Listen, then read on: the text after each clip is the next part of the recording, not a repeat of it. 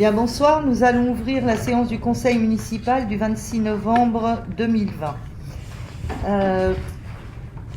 Nous avons reçu une circulaire de la préfecture nous indiquant que le public n'était pas autorisé à assister aux conseils municipaux pendant la période du confinement.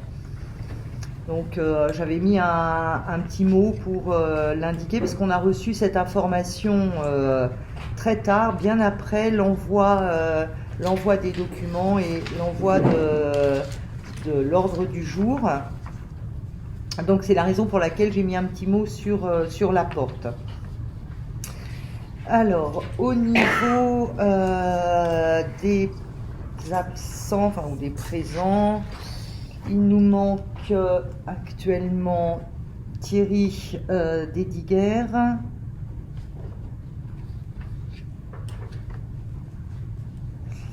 il nous manque qui d'autre?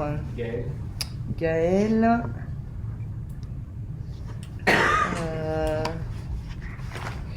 Voyons voir. Marion est là. Viviane vue. Françoise Burer vue. Adrien Caillouette vu.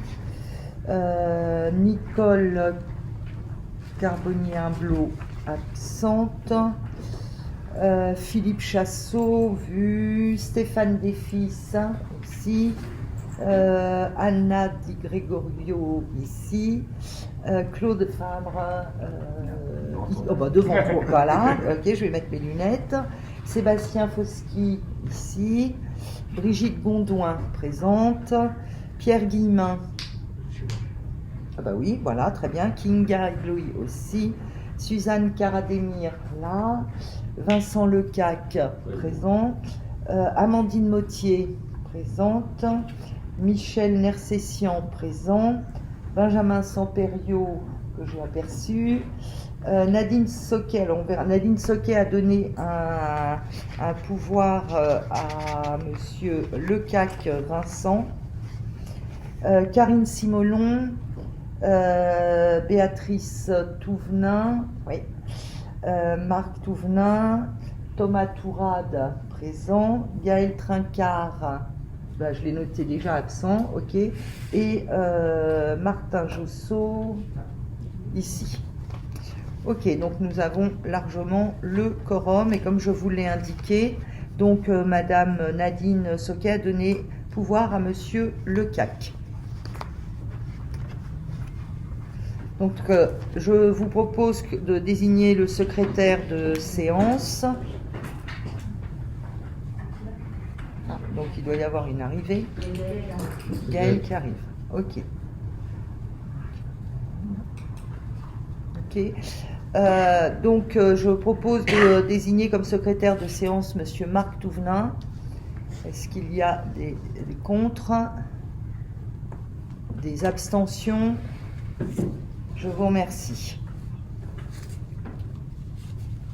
Par rapport au procès verbal du dernier conseil municipal du 22 octobre 2020, est-ce qu'il y a des remarques ou des commentaires à faire par rapport à ce procès verbal? Non, donc je vous fais passer comme d'habitude la feuille pour signer. Merci. Et nous allons passer donc au point numéro 3, qui est donc l'installation d'un nouveau conseiller municipal, suite à la démission de monsieur Gérard Baron, qui en date du 18 novembre 2020. Donc monsieur le sous-préfet a été informé de la vacance du poste le lendemain, en date du 19. Et donc j'ai contacté monsieur Martin Jossot, qui était la personne suivante sur la liste Collonges Ensemble. Et monsieur Martin Jossot a accepté de siéger en lieu et place du conseiller municipal démissionnaire, monsieur Baron. Donc, conformément à ces dispositions, monsieur Martin Jossot est installé en qualité de conseiller municipal. Bienvenue.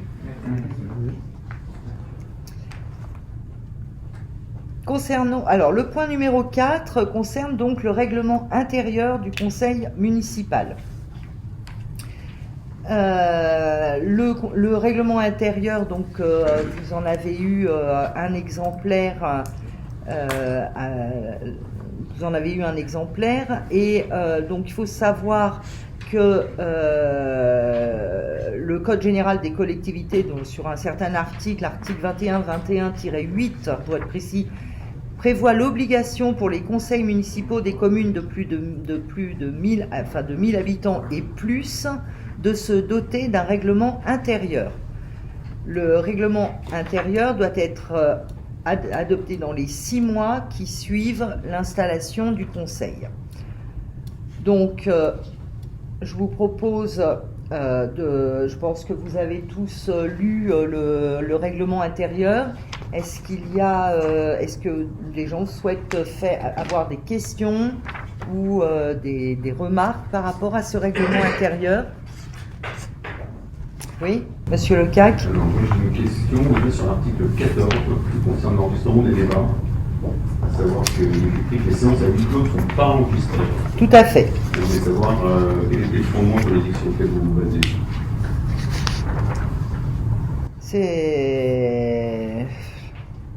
J'ai pas de fondement juridique. Les séances à huis clos, à partir du moment où elles sont à huis clos, l'idée étant qu'il n'y ait pas de public, il me semble tout à fait logique que les séances ne soient pas enregistrées.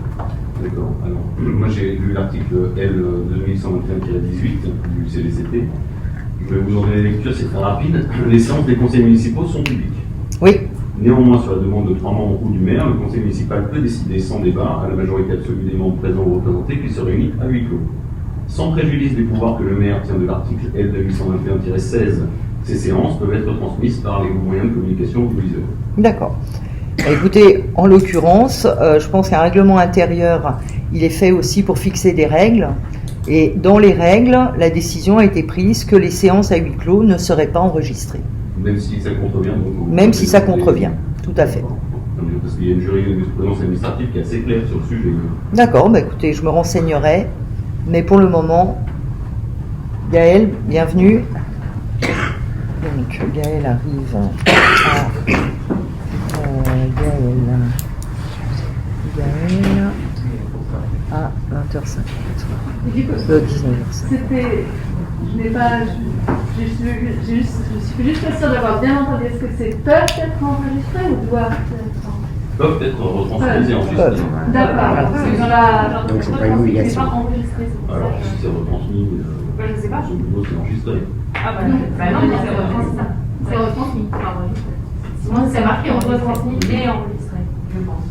Si on fait juste Le fait que ça soit retransmis et enregistré n'est pas obligatoire. Hein. Nous, on le fait, donc le fait que pour des séances à huis clos, on choisisse de ne pas l'enregistrer, c'est tout à fait autorisé, comme on pourrait choisir de ne pas enregistrer ce conseil municipal-là. Et d'ailleurs, il y a beaucoup de mairies où c'est pas enregistré. Donc, je ne crois pas qu'il y ait d'obligation d'enregistrer. Et nous, on a choisi... On est d'accord que là, effectivement, quand on lit les séances à huis clos ne sont pas enregistrées, en fait... On fait un choix que quand elles sont à huis clos, elles ne seront pas enregistrées. On parle de millions à huis clos non plus. Sachant que l'objectif, c'est l'ouverture. Et de partager, et de justement, dans le choix d'enregistrer les séances, c'est bien que normalement on est avec du public et que voilà, c'est pour pouvoir ouvrir au maximum les débats et puis l'enregistrement. Effectivement, le huis clos, on fait effectivement partir les spectateurs, s'il y a un trouble manifeste, et la confidentialité. Ça peut être deux choses différentes. Le conseil municipal ne doit pas être confidentiel, il est public. Tout à fait. Oui, oui, il n'y a pas de problème.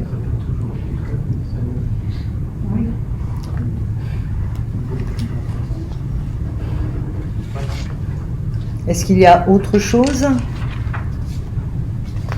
Je vais continuer, si personne ne trouve de remarques. Toujours dans l'article 14, je vous ai marqué, si les personnes du public ne souhaitent pas apparaître dans les vidéos, il est de leur ressort de faire en sorte de ne pas se positionner dans le champ des caméras. Oui. La règle de protection des données de la Commission nationale informatique et liberté Elle précise que, sauf à ce que soit recueilli le consentement préalable des intéressés, il ne faut procéder qu'à des plans larges Oui. ou éviter de filmer et diffuser les visages de ces derniers. C'est ce que vous avez mis juste avant, donc ça, aucun problème. En revanche, il me semble que là, on prend le problème à l'envers, c'est-à-dire que ça serait au public de faire attention, alors que c'est normalement à l'autorité de demander un accord préalable et de ne pas filmer en longtemps, voire de flouter. Alors, ce qu'on a prévu de faire, c'est parce qu'il y a eu des demandes explicites de ne pas apparaître. Ce qu'il faut savoir, c'est que sur ces sujets-là, je pense que honnêtement, dans le cas d'un conseil municipal, c'est pas le même droit à l'image qu'ailleurs, il y a des spécificités. Nous, ce qu'on a prévu de faire, c'est que les personnes qui veulent assister mais ne veulent pas apparaître, dans ce cas-là, par exemple, si c'est ici, on les fera assister juste derrière, à l'extérieur, et c'est ce qu'on entend par ne pas apparaître dans le champ des caméras. Parce qu'en pratique, c'est extrêmement difficile de filmer un conseil municipal avec des gens qu'on va filmer, et s'il y a des gens dans le public, c'est extrêmement difficile. Donc, ce qu'on fera, c'est que les personnes qui ne souhaitent pas apparaître, on leur demandera d'aller dans la pièce à côté, ils pourront entendre exactement, etc. Mais ils n'apparaîtront pas dans le champ. C'est vraiment le sens de cette phrase.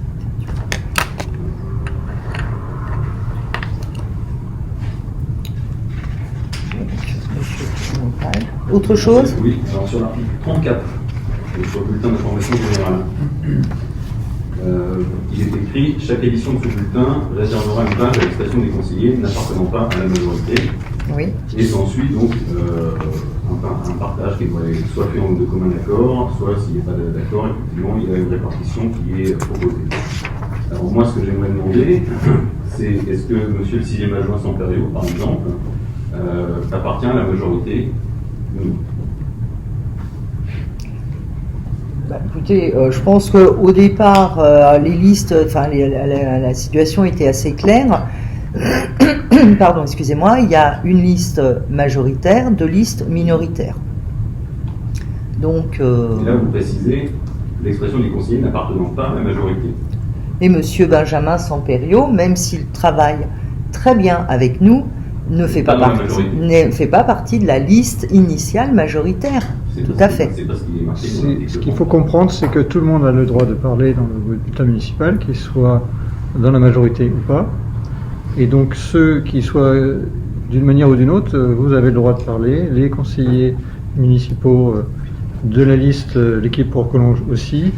Les conseillers municipaux de la liste Collonges Ensemble aussi. Donc tout le monde a le droit de s'exprimer. Donc après qu'il y ait une formulation qui vous paraît ambiguë, ce qu'il faut retenir, c'est que tout le monde a le droit de s'exprimer, et comme ça a été précisé. Vous avez le droit de vous exprimer, monsieur Sampériau aussi, donc c'est ce qu'il faut retenir.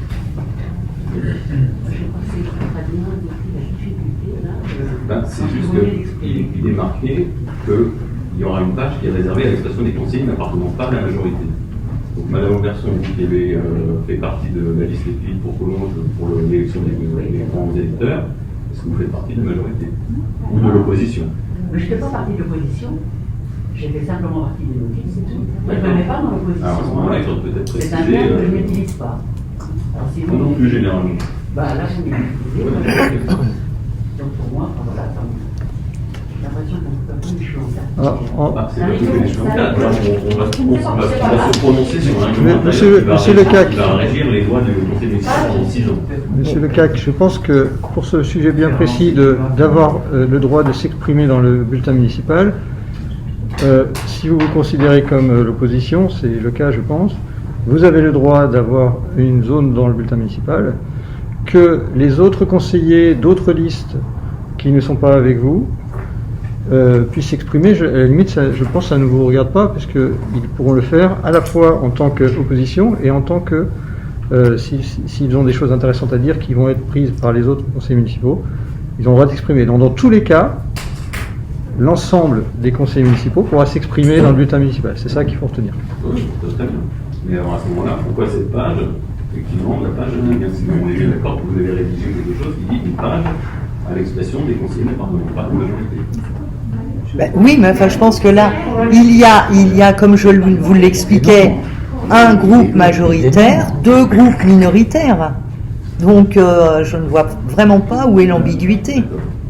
Tout le monde peut s'exprimer. Tout le monde peut s'exprimer. L'idée, elle est là, principalement. Donc dans cette page, il y aura, on est d'accord, enfin, je veux dire, le mot dans un sens. Donc ça sera une page qui sera dédiée à la parole des gens qui n'appartiennent pas à la majorité. Absolument. Très bien. Ça sera peut-être dédié aussi à l'opposition, aux gens qui veulent s'opposer, ils auront le droit de parler. C'est la démocratie et à mon avis, c'est assez simple. Ce que tu voudrais dire par là, c'est qu'il n'y ait surtout pas une page de moi dans les autres pages. C'est ce que tu sous-entends. Non, mais je voulais juste savoir qui appartient à la majorité ici. Il faut se déterminer. Mais je pense que c'est très. Enfin, je pense qu'avant de parler de majorité ou de choses comme ça, je pense qu'un conseil municipal est là pour la bonne marche de la commune et que l'idée est bien de travailler tous ensemble avant tout. Vous proposeriez qu'on utilise au lieu du mot majorité, il faudrait mettre l'équipe au courant. Si vous Oui, souhaitez. si c'est écrit, ben voilà. Je crois qu'on va pas refaire. Mais je ne suis pas certaine que ça apporte Je ne grand-chose. vois pas pourquoi, à ce moment-là, des gens qui sont dans la majorité, effectivement, auraient accès à cette page. C'est ce qui est écrit. Non, je ne pense pas. Après, si vous avez suffisamment de contenu à proposer pour remplir cette page, sachez que personne ne s'y opposera. Et donc, nous serons ravis de publier votre contenu. Si vous n'avez pas assez de contenu et qu'il reste de la place, il est possible que dans cette page, il apparaisse des choses qui sont issues soit d'agents de la mairie, soit d'autres conseils municipaux. Et j'espère que vous n'en voudrez pas si l'espace que vous n'avez pas pris la peine d'utiliser puisse être utilisé pour autre chose plutôt que de laisser vierge. Et donc, dans tous les cas, vous aurez suffisamment de place pour exprimer ce que vous avez. C'est pas une question de place. À la place, j'imagine très bien qu'on aura toute matière, effectivement, à pouvoir. Donc, c'est juste que, voilà, effectivement, moi je trouve que les mots ont un sens et que la majorité, pour moi, monsieur le 6e adjoint, par exemple, fait partie de votre majorité. Absolument pas. Très bien. Absolument pas. Comme vous le dénommez, monsieur le 6e adjoint, qui s'appelle monsieur Benjamin Samperio, a été nommé dans un esprit également d'ouverture. Ça avait été bien précisé lors du premier conseil. Et travaille avec nous dans un état d'esprit très constructif et positif, il n'empêche que M. Benjamin Samperio est issu d'un groupe minoritaire. Ça ne nous empêche pas de travailler très bien ensemble. Est-ce que monsieur le secrétaire Toumain, ça pourrait être notifié sur le procès Ça le sera, nous allons notifier. Tu peux prendre Oui, tiens, je te monsieur le 6e adjoint, vous ne faites pas partie de la majorité. Madame Auberson. Nous allons définir. Monsieur Josso, je ne sais pas. Nous allons définir par écrit ce que nous entendons par la Pardon, majorité. monsieur Josso, vous ne savez pas. Vous ne savez pas quoi. Je pose la question, est-ce que monsieur Josso fait partie de la majorité En ou ce de qui me l'opposition? concerne, je ne peux pas vous répondre.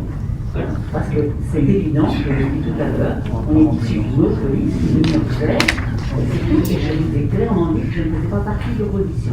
Il me semble que je suis clair. Donc ça peut être noté. Je vois que la notion de minoritaire et majoritaire fait débat. Je vous propose qu'on reporte la définition à un autre moment. On va écrire. On va écrire ce que Madame le maire a noté. On va noter.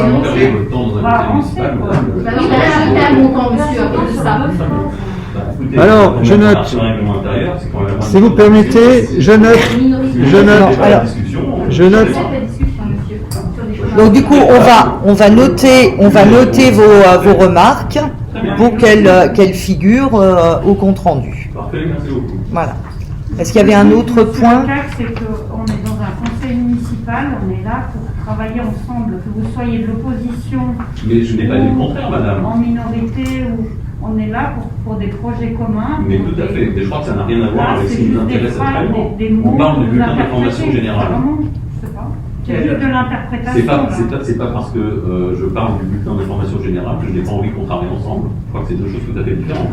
Je pense qu'on a fait on a fait le tour du sujet là. Merci Anna. Thomas, il veut parler. Ouais, je voulais simplement demander à monsieur Lecat quel intérêt de positionner les gens d'un côté ou d'un autre, dans la mesure où on est dans un esprit collégial et qu'on a l'intention d'avancer et de faire quelque chose de constructif.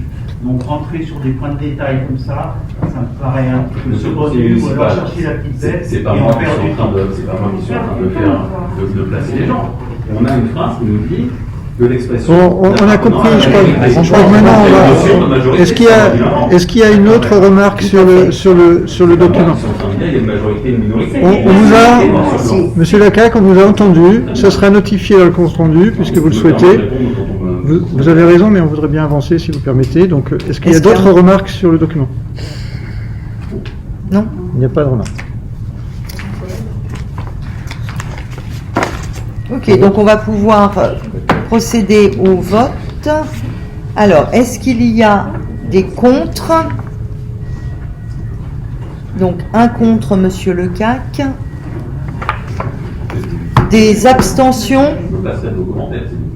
Donc, Monsieur Lecac, excusez-moi, je voudrais...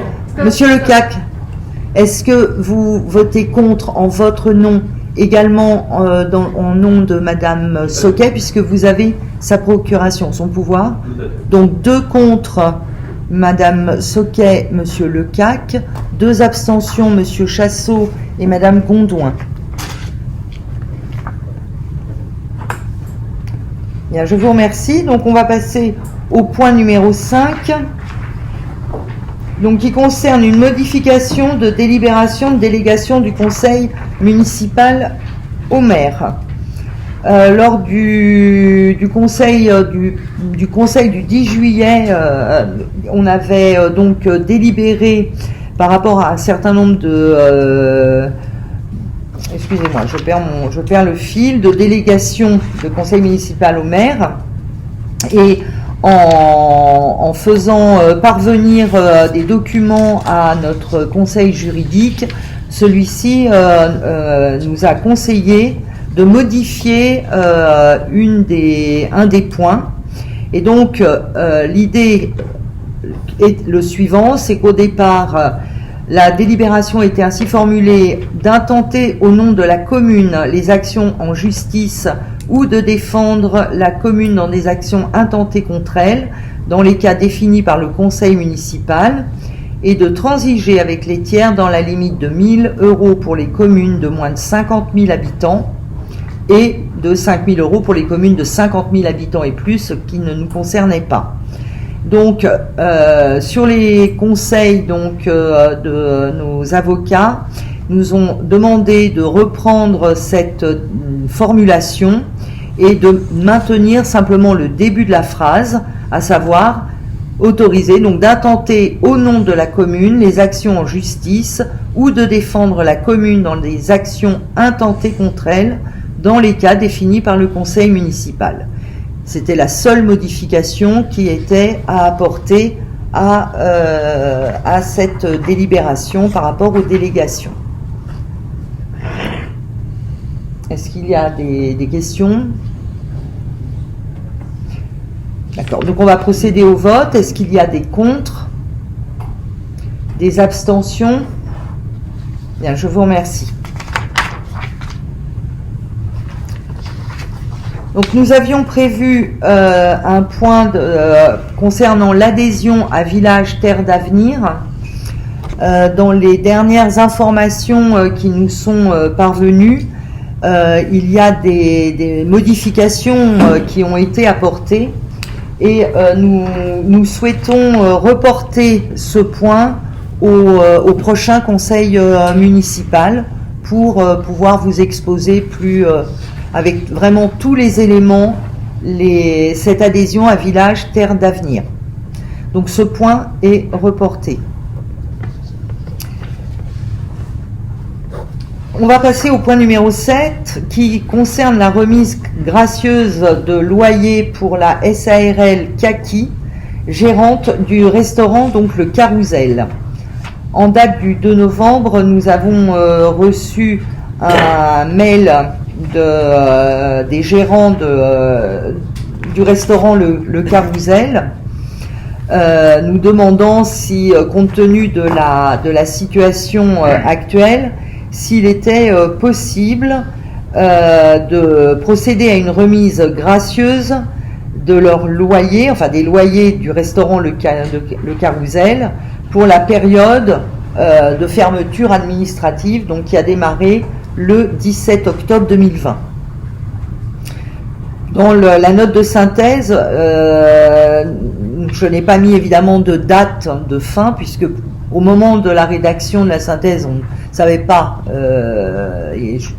encore vraiment d'une manière très sûre à quel moment les restaurants pourraient rouvrir. Donc du coup, j'ai laissé jusqu'à la réouverture officielle des restaurants décidée par le gouvernement. Donc pour votre information, le loyer mensuel hors taxe du Carousel est de 1 600 €. Donc compte tenu de la situation actuelle et de la fermeture obligée de ce restaurant, je voulais voir avec vous tous si on accédait à leur demande de remise gracieuse des loyers durant la période de fermeture. Donc ça, le débat est ouvert. Je vous laisse vous exprimer par rapport à ça, s'il y a des remarques. Moi, je voudrais juste préciser une chose, c'est que donc avec ce courrier, ils nous ont signalé qu'il restait des factures de repas non réglées sur la période de 2019 allant jusqu'à janvier 2020. Le premier chiffre annoncé était erroné. Nous ont renvoyé un deuxième courrier. Donc apparemment, il y aurait des choses qui n'auraient pas non plus été réglées. On est en cours de vérification des informations pour, s'il reste des choses à leur payer, bien évidemment les payer. Excusez-moi. Oui. Il s'agit de quoi? C'est quoi ça? Alors, il s'agit de repas. Bon, j'attends confirmation parce que j'ai eu des notes. Alors, a priori, j'imagine pris par des gens de la mairie, puisque dans le mail, qu'est-ce qui était précisé?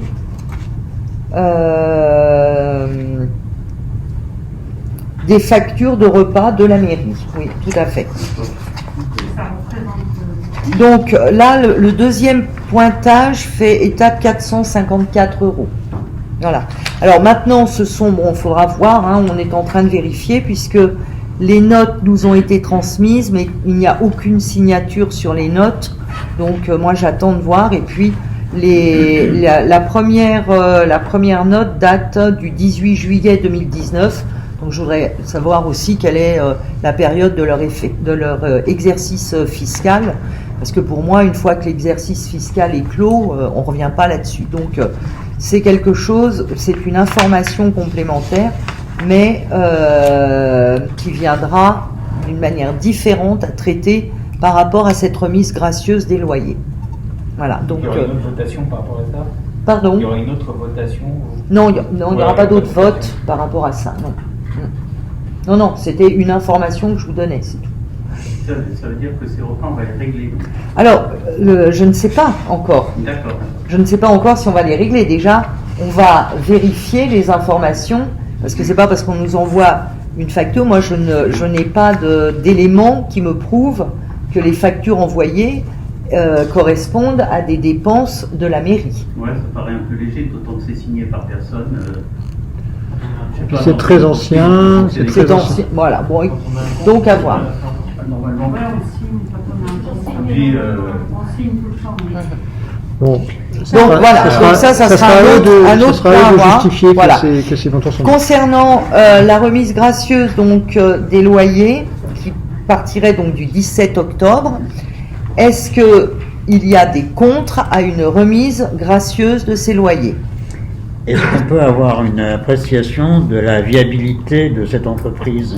Alors, cette entreprise, en même temps, nous a annoncé qu'elle mettait fin au bail qui les lie à la date anniversaire du bail. Donc, je vais vous retrouver l'information. Je sais plus si c'est au mois de mars ou avril.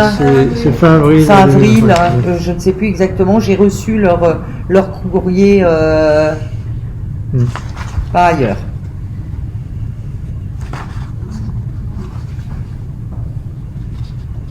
Donc de toute manière, ils arrêtent leur activité fin avril. Oui, ça veut dire que est-ce qu'ils vont payer les loyers d'ici à fin avril, entre la période où la reprise des restaurants va être opérée, si elle est opérée, et fin avril, on ne sait pas. Bah, a priori oui, partons sur le principe que oui, bien sûr. Mais A priori, oui, sauf si dépose le bilan. voilà, ça pour le moment on n'a pas la Ils sont pas réponse, en mais état de cessation de paiement pour l'instant. pas à ma Apparemment. connaissance. Mais On n'a pas voilà. d'informations à Mais, ce sujet. non. On n'a pas d'informations à ce sujet. Voilà. On peut réouvrir après le 20 janvier. Bah, je On ne- peut mettre en place en avril. ça je peux pas vous dire, ça je ne sais pas. Ouais, mais du coup, ils vont encore demander une demande Et ça, on verra dans... On verra dans un deuxième temps. Là pour le moment, on décide pour la période du confinement. On leur avait attribué un geste. Oui, de combien oui. déjà Je ne sais plus, je crois que c'était 3 mois, si mes souvenirs sont bons. Et là, ça sera encore Stéphane, tu confirmes, c'est ça, 3 mois? 3 mois, et là, ça sera encore probablement 3 mois. Oui, voilà. Donc par rapport à cette remise gracieuse, qui est contre? Qui s'abstient? Donc une abstention. Deux. Ah non, pardon. 3 abstentions. Alors, bon, alors attendez, on recommence. Vous pouvez lever la main assez haut, s'il vous plaît, que je puisse bien compter. Donc, abstention, 1, 2, 3, 4, 5, 6, 7 abstentions. Attendez, on va... voilà. Donc, Je note les noms. on c'est peut pas la peine. noter les noms, mais c'est pas forcément J'ai pas envie. utile. Non. Non. Ok. Et aucun contre? Et il n'y avait pas de contre. Non, si vous voulez, sinon. Non, non, pas besoin. normalement, c'est pas nécessaire. Zéro contre? Mais- Non, parce que M. Lecaque veut toujours. Oui, oui, ben, tout à fait. Je pense qu'il faut les noter parce que dans les autres, à chaque fois... Oui, oui, on notait à chaque fois. Alors, d'accord. Alors, Michel Nersessian. Anna Di Gregorio. Amandine Mottier. Suzanne Karademir. Aussi. Ah ben non, il y en avait plus que Thomas. ça alors.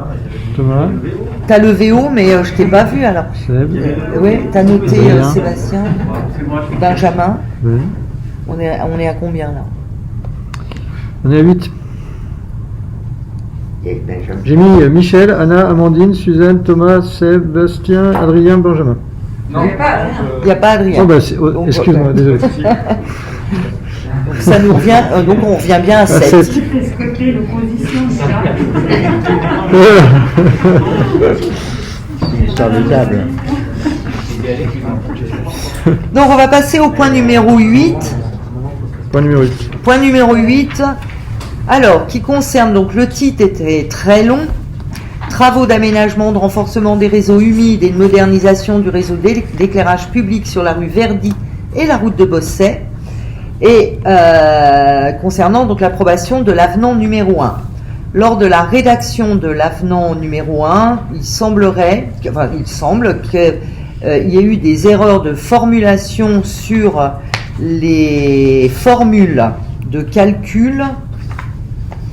Et du coup, lorsque ça a été présenté au Trésor public, le Trésor public n'a pas pu prendre en charge donc les règlements. Et comme c'était la communauté de communes qui avait rédigé les avenants, donc la commune s'est rapprochée d'eux et la communauté de communes a effectivement constaté que leur logiciel de rédaction des marchés publics présentait un défaut de rédaction. Donc au niveau, comme je vous disais, des formules de révision des prix. Donc on a repris, ils nous ont renvoyé, ils ont rédigé de nouveau selon la bonne formulation. Et cette bonne formulation permettra donc aux différents, principalement à la Colas de se faire payer et ne change en rien les prix et les coûts annoncés. C'est juste une modification au niveau des formules, où la formule donc a été reprise. Voilà. Mais c'est nécessaire pour que la colasse puisse être payée. Donc nous allons délibérer par rapport à ça. Y a-t-il des contre? Des abstentions? Bien, je vous remercie. Nous allons passer au point numéro 9 avec la création d'un emploi permanent de responsable du pôle éducatif à temps complet. Je vais peut-être laisser la parole à Kinga sur le sujet. Merci. Alors, ça s'appelle la création d'un emploi permanent.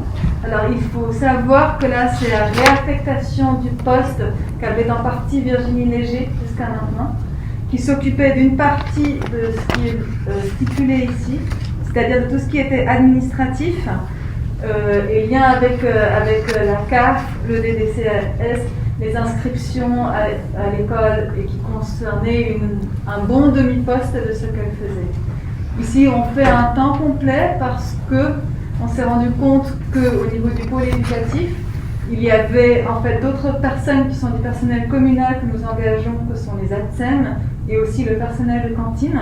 En plus de ça, nous avons la FOL qui s'occupe du périscolaire.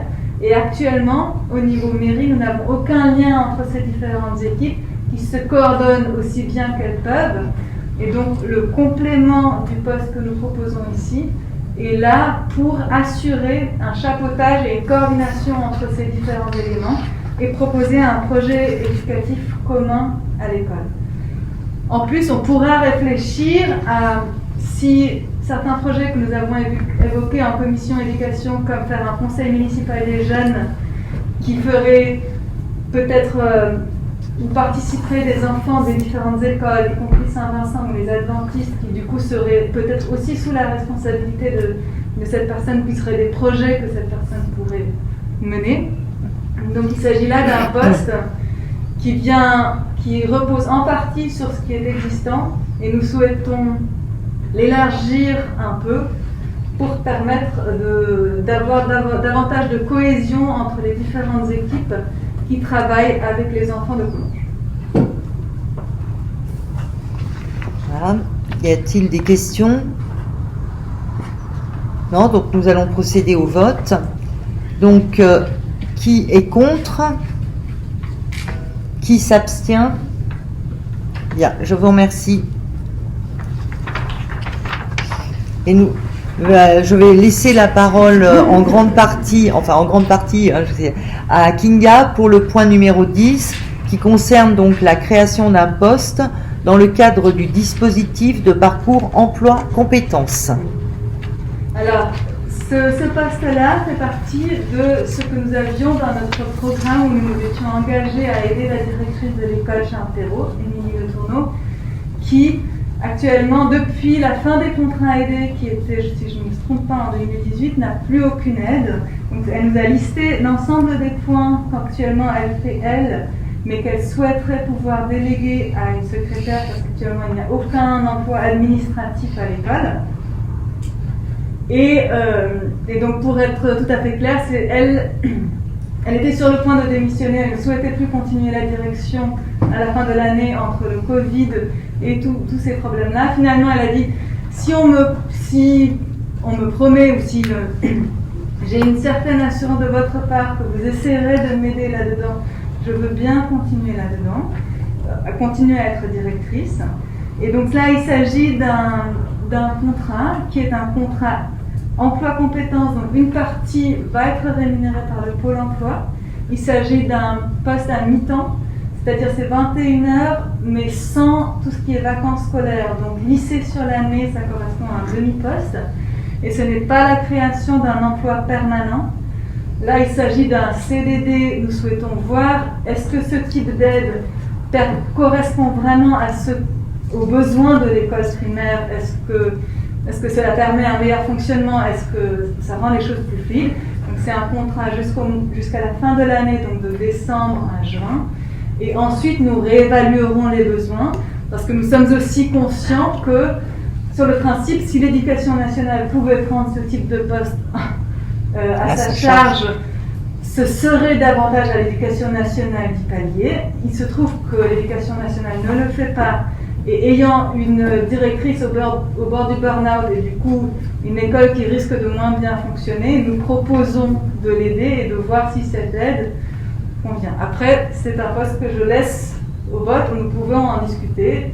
Et je comprends aussi si cela ne fait pas nécessairement l'unanimité, mais voilà d'où vient le besoin que nous avons défini par ici. En sachant que dans la solution donc, qui a été choisie, c'est effectivement un poste à mi-temps sur lequel on va obtenir donc, des aides de l'État.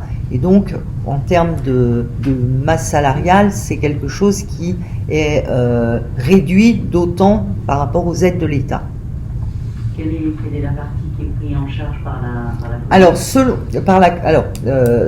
je vais répondre dans l'inverse et du coup je ferai une soustraction, selon le type de formation que la personne va pouvoir avoir en parallèle, ça peut être entre 30 et 60% pris par l'État. Donc, on peut faire le calcul inverse. Voilà. Et Lydie, elle est à 100% enseignante ou elle a une partie qui est dédiée à la... Jusqu'à maintenant, elle était déchargée à 33%. Cette année, vu qu'il y a une 10e classe qui a ouvert, elle est déchargée à 50%. Donc elle est 2 jours par semaine devant sa classe et 2 jours au bureau actuellement. Après, voilà, c'est tant qu'on a 10 classes, sinon c'était 33%, donc elle était déchargée un jour et un vendredi sur 3, si je me souviens bien, pour faire cette tâche. Et enfin, vu que je ne connais pas l'école, quand elle est dans sa classe, qui est-ce qui gère les appels quand il y a des appels Personne. D'accord. Personne. Il n'y a personne qui peut répondre au téléphone. S'il y a un enfant, il y a des sonneries, donc mais personne ne peut appeler. C'est pas rebasculer sur le secrétariat de la mairie ou non? Non. Okay. Non. Alors après, ils ont un téléphone qu'ils peuvent garder. Je pense qu'ils font un tour de rôle et un enseignant peut garder le téléphone dans sa poche, mais est en parallèle devant ses élèves. Il n'y a personne qui peut répondre concrètement au téléphone ces jours-là. Et au niveau de la décharge administrative, on ne peut pas aller plus loin. Non, ça c'est 50%. C'est ça. Ça c'est une règle de l'éducation nationale et on ne peut pas. Et c'est une des raisons pour laquelle elle a finalement accepté de rester, parce que le fait qu'elle avait trouvé quelqu'un qui aurait pu la remplacer, mais c'était quelqu'un qui souhaitait être employé à 50%. Or, avec 10 classes, si elle avait été déchargée à 50%, cela voulait dire que cette personne-là ne pouvait plus avoir de classe. Et devait à 5% de son temps de travail s'occuper de la direction, ce qui d'une part était compliqué parce que 2 jours par semaine, il n'y a personne qui a le rôle de direction sur l'école, et d'autre part, cette personne-là ne souhaitait pas ne pas avoir de place. Si, avec une moindre décharge, ça aurait pu éventuellement être possible, mais là, ça ne l'était pas. Et du coup, c'est pour ça que finalement, elle est revenue sur sa décision en disant... Parce que si elle avait maintenu sa décision, c'est l'éducation nationale qui aurait décidé qui devient directeur au hasard. Et aurait pu imposer à un autre enseignant de le devenir à sa place. Ce qui n'est pas une solution adéquate si cette personne-là ne souhaite pas prendre les fonctions de direction. Donc finalement, c'est pour ça qu'elle a dit « Ok, je reprends si je peux être 2 jours ». Après voilà, on verra ce que ça fait jusqu'au mois de juin et je pense qu'il faudra en rediscuter après et voir. Je vous rejoins tout à fait. Pour couper court à toutes vos velléités d'opposition, je voterai pour cette délibération sans problème. Mais je rejoins tout à fait sur le fait qu'effectivement, il y a un moment, il faut se demander si la commune va toujours devoir pallier aux carences du ministère de l'Éducation nationale. Je suis totalement d'accord avec vous. Après, est-ce que concrètement nous pouvons faire quelque chose? Je suis. C'est vrai, je suis tout à fait pour. Très bien. Bien, s'il n'y a pas d'autres questions ou remarques, on va procéder au vote. Donc, qui est contre? Qui s'abstient? Bien, je vous remercie.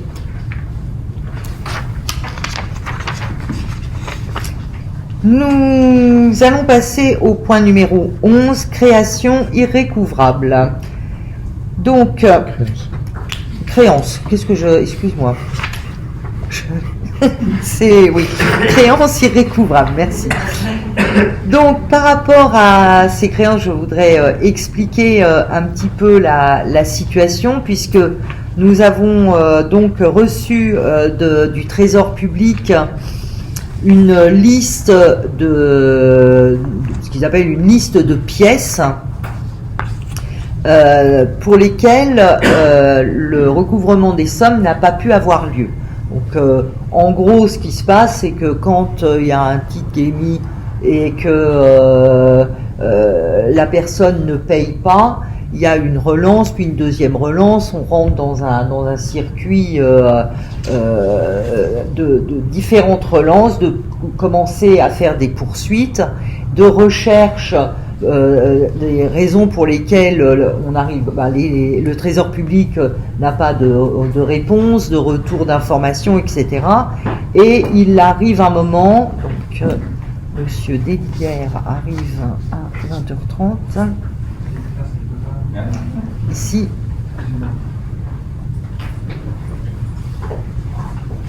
point numéro 11. Voilà. Et il arrive un moment où il est demandé du coup à la commune de payer en quelque sorte ses créances. Donc j'ai eu le détail. Il y a effectivement 37 pièces en tout et le total est de 3 330 €. Donc c'est quand même pas négligeable. Mais il faut savoir que ça s'étale de la période de 2006 jusqu'à 2019. Donc voilà. Donc entre 2006 et 2019, on atteint donc 3 330 € et que la répartition entre les différentes pièces, il y en a qui sont vraiment des babioles du style 24 centimes, 45 centimes. Donc il est évident que ce genre ce montant n'entraîne pas des poursuites évidemment très importantes, mais c'est pas ça qui nous amène au plus des 3 000 €, puisque donc en gros pour des sommes inférieures à un certain seuil, ça représente de l'ordre de 50 €. Ensuite, il y a des loyers pour une somme de 160 €, pardon. Et ces loyers, en gros, ce sont soit des erreurs de chiffres, des inversions de chiffres que les gens ont fait au moment de payer, du style, je sais pas, un loyer à 540, ils l'ont fait à 450 en inversant les deux chiffres. Et donc après, il y a une demande de réajustement, soit des loyers où la commune avait demandé une augmentation de loyer et cette augmentation de loyer n'a pas été payée par les locataires, etc., etc. Et donc tout ça pour 160 €. Ensuite, il y a un certain nombre de personnes qui ont été qui ont eu des poursuites concernant des non-paiements au service enfance-jeunesse et qui sont de l'ordre de 600 €.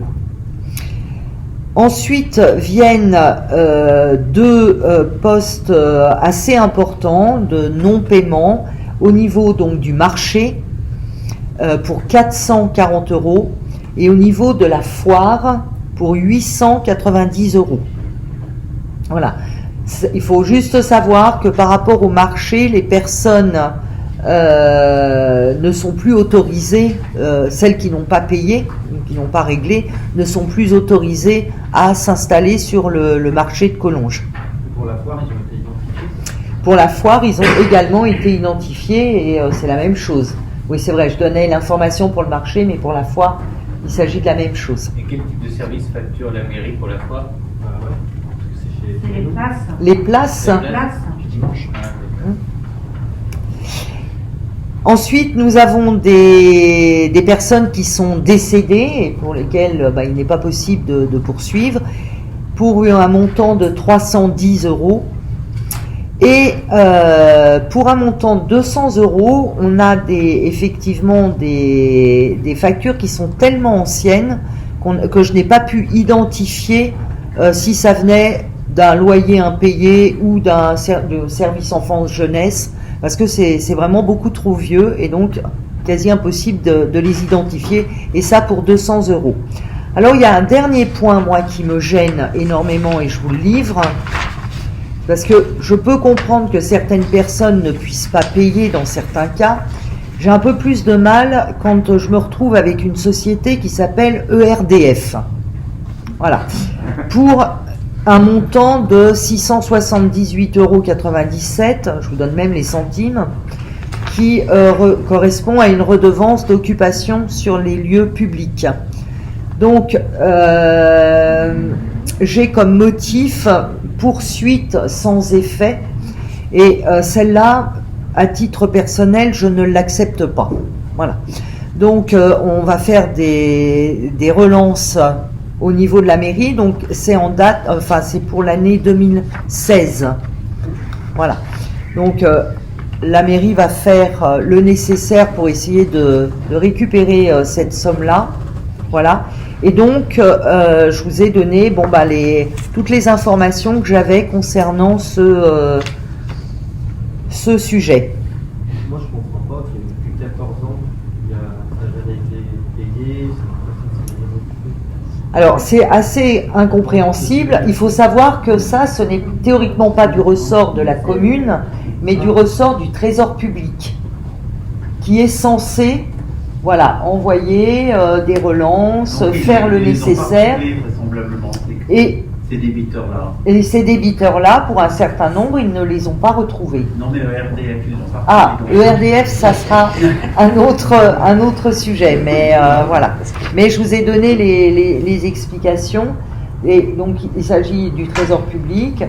Il est possible aussi, et ça, je ne sais pas, qu'il y a eu déjà une première demande du Trésor public à la commune pour présenter déjà un certain nombre de pièces, et que la commune ait demandé au Trésor public de continuer leurs recherches, de dire non, on n'est pas d'accord de payer, vous continuez les recherches, et voilà.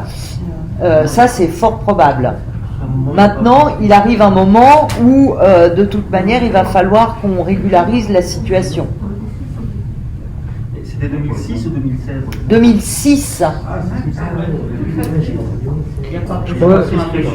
Je crois que de toute façon, on peut pas faire grand-chose, je crois, à part... Il arrive un moment où oui, ERDF c'est un peu différent, mais pour toutes les autres, je pense que le sujet, c'est est-ce qu'on les classe sans suite et du coup, voilà, pour 3330 €, la commune...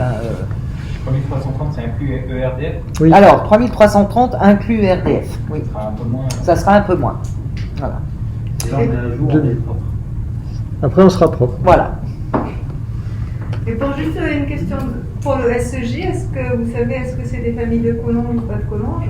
Il n'y a pas d'information qui transparaît? Moi j'ai les noms, oui, tout à fait. Parce que c'est une partie des utilisateurs du service enfance-jeunesse sont des familles collongeoises, mais une partie ne sont pas des familles collongeoises. Oui. Donc effectivement, par rapport à ça, il y a peut-être d'autres recherches. Après, il n'empêche que pardon, excusez-moi, la commune peut également faire elle aussi des recherches et des demandes. Maintenant, je veux dire, depuis le temps que le Trésor public suit ces dossiers, je ne suis pas certaine que ça donne... Ça s'appelle créance irrécouvrable. Voilà. Donc nous allons voter pour ces créances irrécouvrables pour une demande donc d'admission en non-valeur. Donc, c'est la traduction de ce que j'ai dit tout à l'heure, c'est-à-dire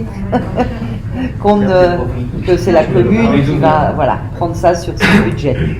En fait, on n'a pas le choix. On a toujours le choix, bien évidemment.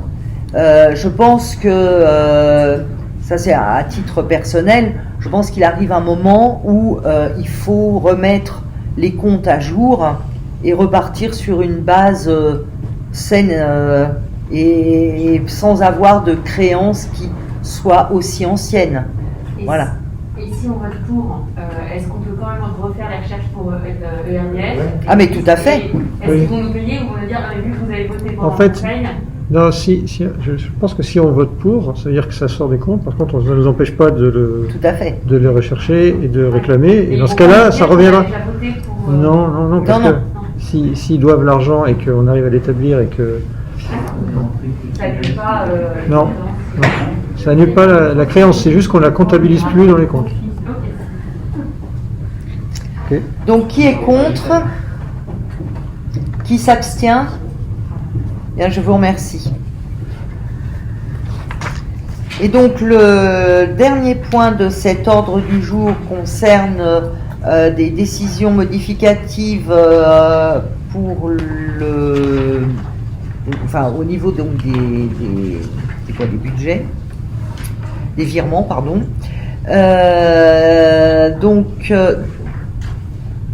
On a donc trois lignes qui vont venir s'équilibrer par rapport à une quatrième. Donc on demande une régularisation liée à la remise exceptionnelle des loyers suite au confinement que nous avions voté lors d'un précédent conseil pour un montant donc de 7 000 € à l'ensemble des loyers. Ça c'était ce qui avait été vu lors d'un précédent conseil, on avait délibéré là-dessus, ça avait été accepté. Un deuxième point qui concerne toujours alors là, à nouveau, des intérêts réglés à l'échéance qui concernent des intérêts au niveau du crédit agricole, pour être précise, sur des travaux de voirie de la déviation du centre-bourg. Donc ces intérêts sont de 11 000 €. Et enfin, des créances admises en non-valeur de 1 500 €, puisque par rapport au point précédent, donc les fameuses créances où je vous disais qu'on en avait pour en tout 3 330 €, une certaine somme avait déjà été budgétée pour ces créances irrécouvrables. Et donc la différence, on a besoin de rebudgéter la différence, à savoir 1 500 € qui manquaient sur le compte 6 541 pour pouvoir faire les choses correctement. Et donc pour permettre un équilibre, on vient prendre sur les études et recherches pour 19 500 € qui correspondent donc à la somme des trois articles précités. Est-ce que c'est tout bon pour vous? Bien, donc nous allons procéder au vote. Qui est contre? Qui s'abstient? Bien, écoutez, je vous remercie.